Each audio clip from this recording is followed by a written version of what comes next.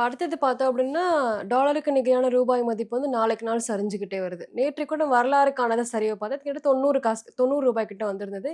இன்னைக்குமே வந்து 89.90 காசுகள்ல வந்து இருக்குது. ஸோ இது வந்து இதுக்கு என்ன சார் ரீசன் இது குறையறதுக்காக? டாலர் வந்து எப்பவுமே பார்த்தீங்கன்னா, எமர்ஜிங் மார்க்கெட்ஸ் எல்லாத்தையும் எடுத்துக்கிட்டா, அகைன்ஸ்ட் டாலர் அவங்க கரன்சி வந்து குறைஞ்சுகிட்டு தான் வரும். ஏன்னா இட்ஸ் நேச்சர். ஓகே.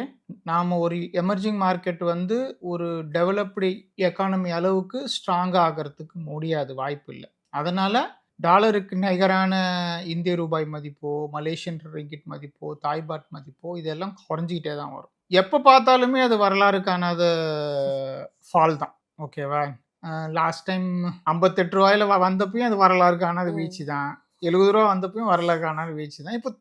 90 இருக்கு. எப்படி ரூ. 100 போகும், செஞ்சுரி அடிச்சிரும். அதெல்லாம் யூ கான்ட் அவாய்ட் இட். எதனால இது நடக்குது அப்படின்னு சொன்னா, ஃபர்ஸ்ட் நாம வந்து வி ஆர் கரண்ட் அக்கவுண்ட் டெபிசிட்ல வி ஆர் நெகட்டிவ். அதாவது எக்ஸ்போர்ட் பண்ணி எவ்வளோ டாலர் வாங்குறோமோ அதை விட இம்போர்ட் பண்ணி அதிக டாலர் நாம பே பண்றோம். ஸோ நெகட்டிவ்ல இருக்கு. ஸோ வாங்குற டாலருக்கும் வெளியே போற டாலருக்கும் நெகட்டிவ் இருக்கு.